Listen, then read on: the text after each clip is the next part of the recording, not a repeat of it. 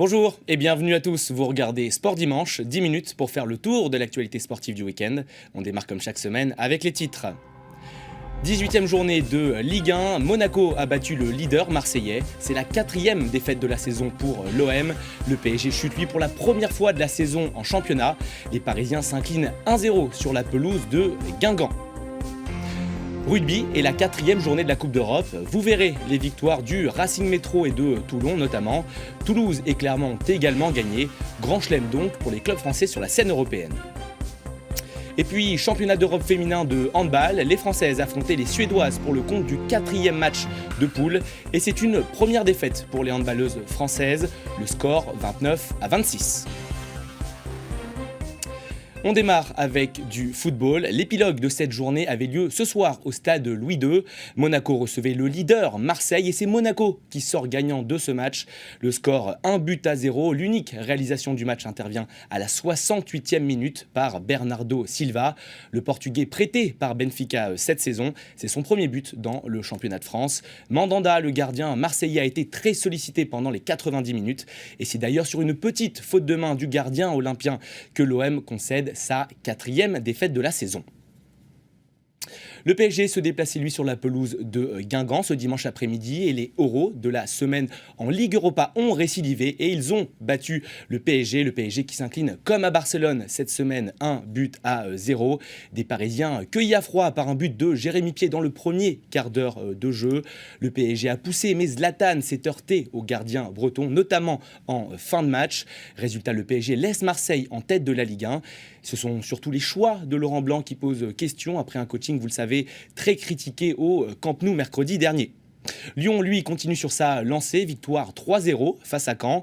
Alexandre Lacazette a inscrit un doublé, 15 buts déjà pour lui en 18 matchs, meilleur buteur de Ligue 1 bien évidemment.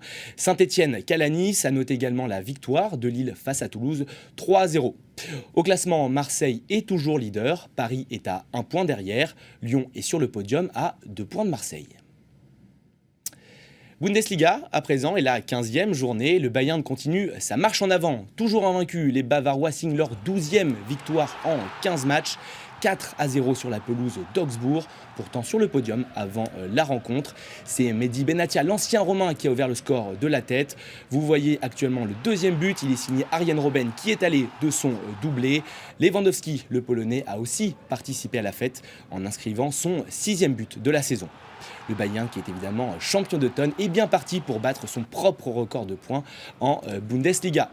De son côté, le Borussia Dortmund continue de sombrer. Les hommes de Jürgen Klopp ont été battus sur la pelouse du Hertha Berlin. Un seul but dans cette rencontre, l'œuvre de Julian Schieber, un ancien de la Maison Jaune justement. 9e défaite de la saison déjà pour eux. Dortmund qui a en plus perdu son meneur de jeu arménien Henrik Mkhitaryan pour les 6 prochaines semaines. Au classement, le Bayern caracole en tête. Wolfsburg est toujours deuxième malgré sa défaite de ce week-end. Dans le bas du classement, Dortmund est 16e à 25 points du Bayern déjà. 16e journée de Premier League et le choc de cette journée, c'est Manchester United-Liverpool. Et ce sont les Red Devils qui s'imposent 3-0. Les buteurs, Rooney, Mata et Van Persie. 6e victoire de suite pour les Mancuniens. Van Gaal et ses hommes sont maintenant bien installés sur la 3e marche du podium. Liverpool, au contraire, poursuit sa bien triste saison. Les Reds sont englués dans le ventre mou du tableau. Écoutez la réaction de Louis Van Gaal, le manager mancunien. Il s'est exprimé à l'issue de la rencontre.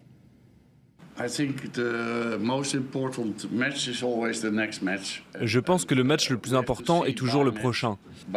Nous devons prendre les matchs les uns après les autres. Bien sûr, nous gagnons en ce moment. 6 matchs de suite, c'est fantastique. Mais nous devons encore améliorer notre style de jeu. Je le dis quasiment chaque semaine.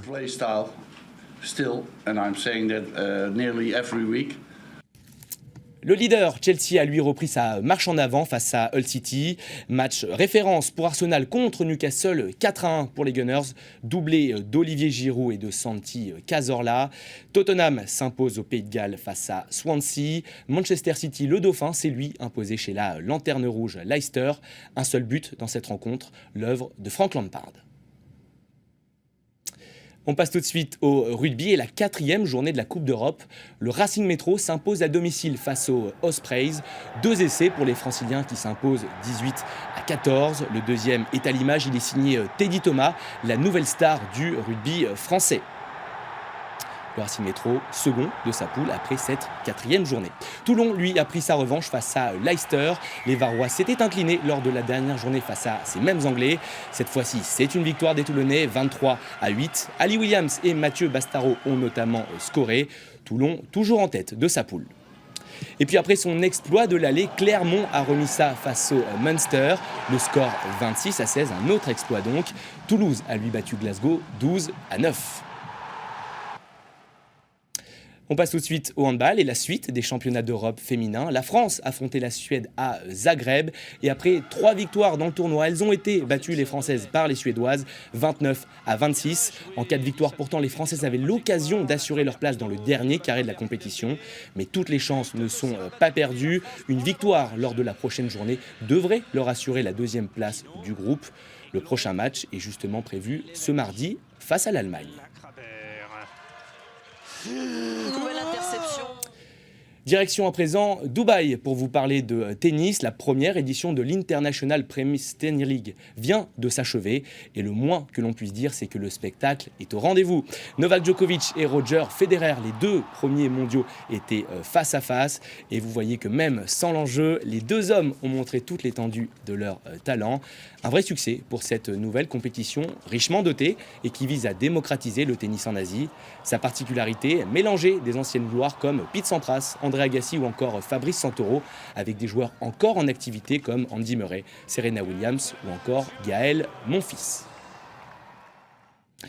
Vous allez sûrement penser qu'ils sont fous. Eux se disent seulement intrépides. Quelques surfeurs se sont donné rendez-vous en cette fin d'année sur la plage de Nazaré, au Portugal. Leur rêve, surfer des vagues de près de 30 mètres de haut.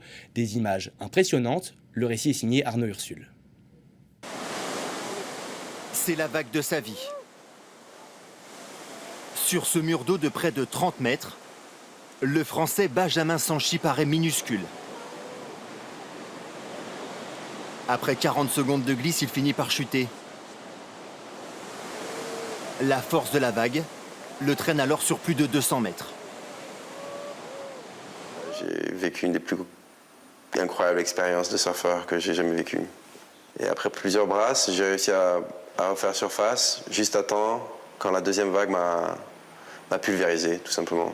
J'ai prié pour ne pas arriver dans la falaise parce que si j'arrivais jusque là-bas, c'était sûr, c'était fini. Je suis allé dans une situation où personne ne pouvait me chercher et je pense que j'allais me faire éclater dans les rochers.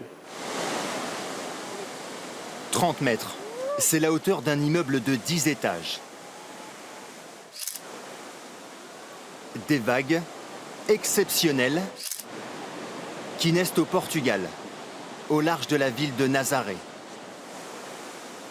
Forte dépression, vent puissant. Ces derniers jours, les conditions météo difficiles ont réveillé le mythe. Les meilleurs surfeurs de la planète sont venus s'y mesurer. Des spécialistes de grosses vagues, aussi talentueux qu'intrépides.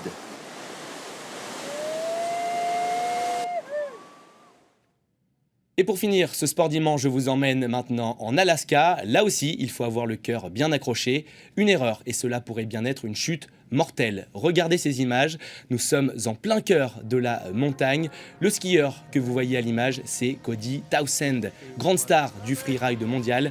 Le Californien de 31 ans signe la descente de l'année. Aucun droit à l'erreur.